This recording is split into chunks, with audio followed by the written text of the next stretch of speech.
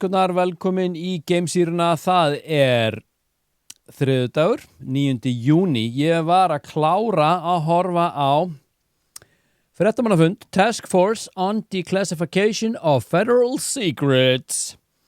Fréttamannafundur sem var haldinn á tröppunum við Capitol Hill í Washington. Þetta var sem sagt James Fox, Kinner og Leslie Keane, eins og ég var búin að tala hennum, Anna Paulina Luna, Eric Burleson, Tim Burchett og Jade Moskovich. Og bakvið, náttúrulega þess einstaklinga, voru Admiral Gallaudet og fleiri sem hafa verið viðriðin hennin málaflokk í nokkur ár. Svo þetta tók David Grush til máls þarna á fréttamannafundinum. En við skulum fara bara svona aðeins fljótt yfir þetta. Þetta voru smá vonbrigði. Þetta var meira eins og ákall. Það var engu uppljóstrað þarna. James Fox, hann byrjaði með smá inngang. Talaði að þessu fréttamannapúlti sem var samt sem áður ofhlaðið mikrofónum og hann að það stemdi í eitthvað feitt sem ekki varð. Hann sem sagt talaði að þessi uppljóstrunar sveifla væri orðin serious, að fólk væri farið að taka þetta serious og talaði að umræðan að breytast og hún að breytast svolítið úr þessu klassiska UFO yfir í svokallað NHI eða Non-Human Entities eða Intelligence.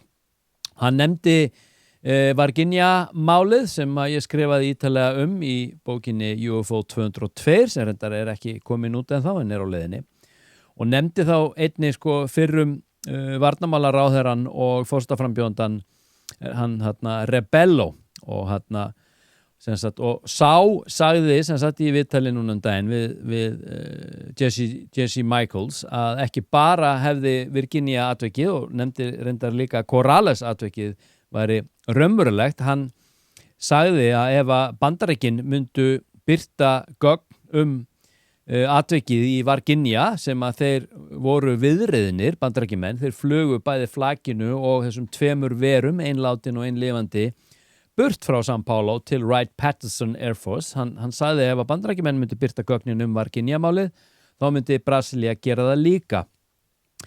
Þannig tók Anna Paulina Luna til máls, hún talaði náttúrulega bara ákall, þetta var ákall til Hvíta hússins vernd uppljóstrara og nefndi þá í því samhengi í lokin að það væri fundur framundan með Hvíta húsinu, það sem að væri verið að ræða það sem að tilskipun sem að Donald Trump hefði sem sagt borið á borð eða nefnt hvað varðar í rauninni svokallað immunity. Alveg bara permanent immunity fyrir uppljóstrara sem að koma og það má kannski bæta við að inn í þessari tilskipun þá var sem sagt einnig talað drög að tilskipun og talað að það yrði flokkast sem saknæmt ef að þú með einhverjar upplýsingar eða fortíð í vinnu við annarkot crash retrieval eða reverse engineering að þú yrðir hreinlega saksóttur eða þú myndir ekki stíga fram. Eric Burleson kom líka og hélt smá ræðu, þakkaði uppljóstrurum Trump í hástöðum, sagði að Bandaríkin eiga skilið á vita sannleikann, þetta reyndar nær út fyrir Bandaríkin ef svo má segja. Hann talaði líka Virginia-málið og þessa yfirlýsingu Rebello sem kom í síðustu viku varðandi raunveruleika Virginia atviksins. Hann minntist á Matthew Sullivan sem einn af þessum vísindamönnum eða í þessu tilfelli maður innan flughers sem dó 2 vikum áður en að hann sem sagt átti að mæta í yfirheyrslu hjá þinginu. Það talað að hann hafi verið bara eins og ég segi djúpt involveraður í crash retrieval og eða einna heldur fyrir ekki reverse engineering. Hann hafi verið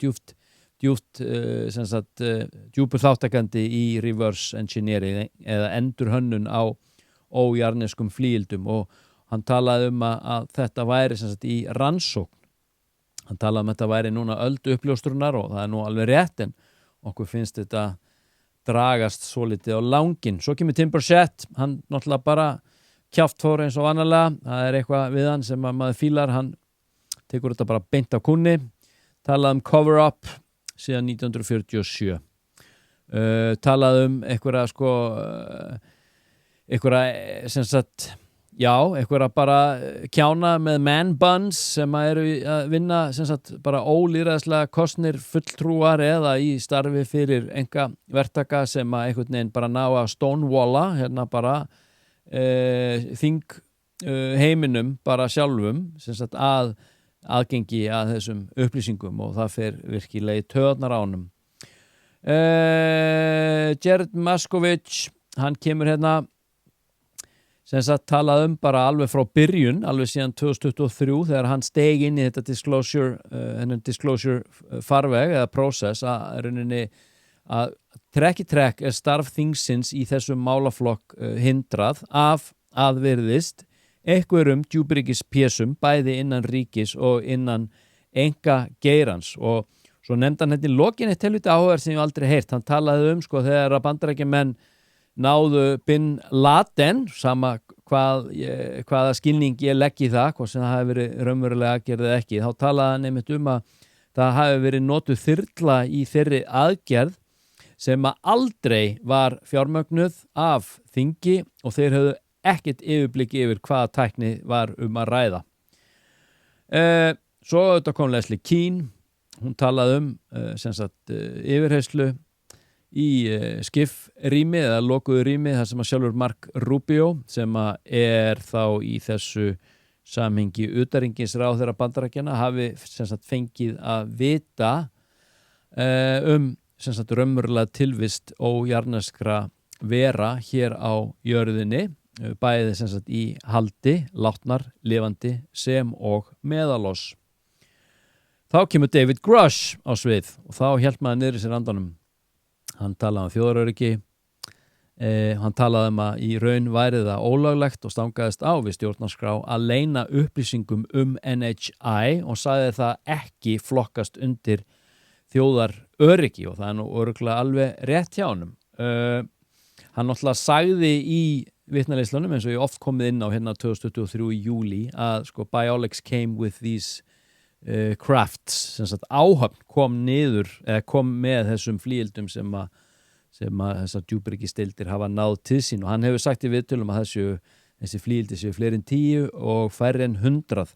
Hann svaraði einnig spurningum í sem sagt lokin að sem sagt hann var spurður spurninga meðal annars how many species of aliens eða NHI eru sem sagt bandaríska djúpríkisdeildin eða deildir þessi hólaskipta deild, mjög svo hólaskipt hversu margar típur af geimverum eru þær meðvitaðir og hann sagðist ekki geta farið í það en sagði að þær voru þó nokkrar.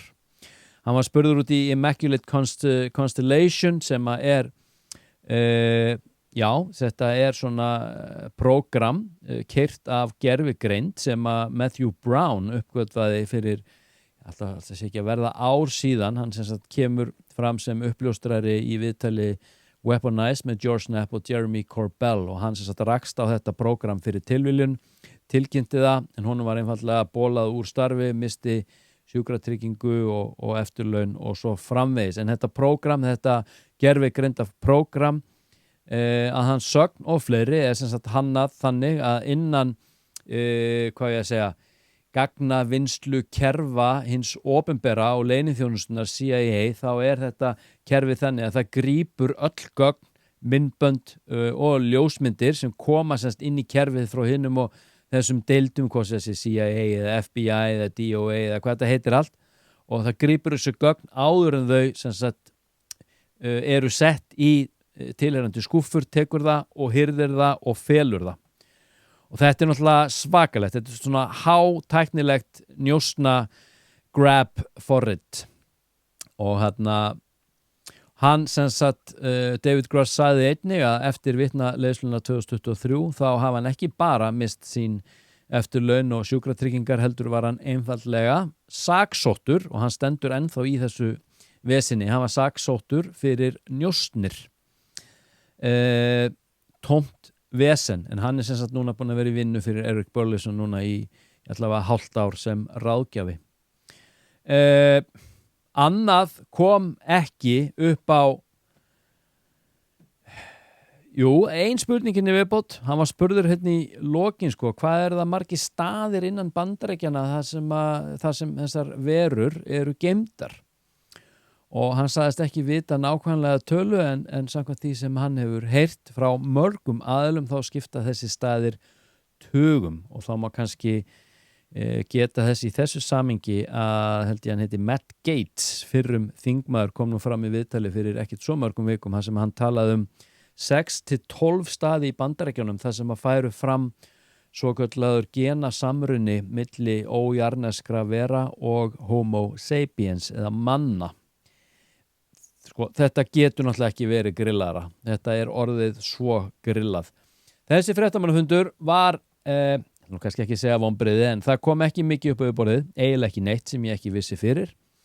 En eins og ég sagði þetta í síðasta þætti, það verður spennandi að sjá hvað stríðsmálaráðuneytið gerir næst í sínu þriðja droppi sem væntanlegt mjög líklega í þessari viku. Núna þeir komin með ákveðið viðmið sem skapar vissa afstöðu og setur svolítið svona línuna fyrir þá hvað komast þeir upp með að birta í næsta droppi en það á hreinu að það komin skýr krafa einhvers konar sönnunargögn auðvitað að flygildin eru ójarnesk, ekki bara viðratjónabelgir eða einhverjir high-tech drónar sem ekki vitum af, heldur líka sterk krafa að við fáum að sjá og vita að við séum raunverulega að tala verur, altså ójarneskar eða allavega ekki mennskar verur hér á jörðu, kannski jarneskar eða ekki, hver veit, en allavega ekki mennskar. Meira held ég ekki að ég ætli að dömpa hérna á ykkur í geimsýrinni en það orðið alveg nógu fínt. Þið búið yfir frjálsum vilja, sagt það áður, segið það aftur. Þið ráðið hvort þið followið eða subscribeið á YouTube, það Þvottahusi geimsýra. TikTok, UFO geimsýra og svo getið þið fylgt mér persónulega undir því nafni sem ég var skýrður, Gunnar Dan á Facebook til dæmis, þar sem ég deili öllum þessum myndböndum sem svokölluð Reels. Annað var það ekki, þykir vænt ykkur, þar til næst, namaste.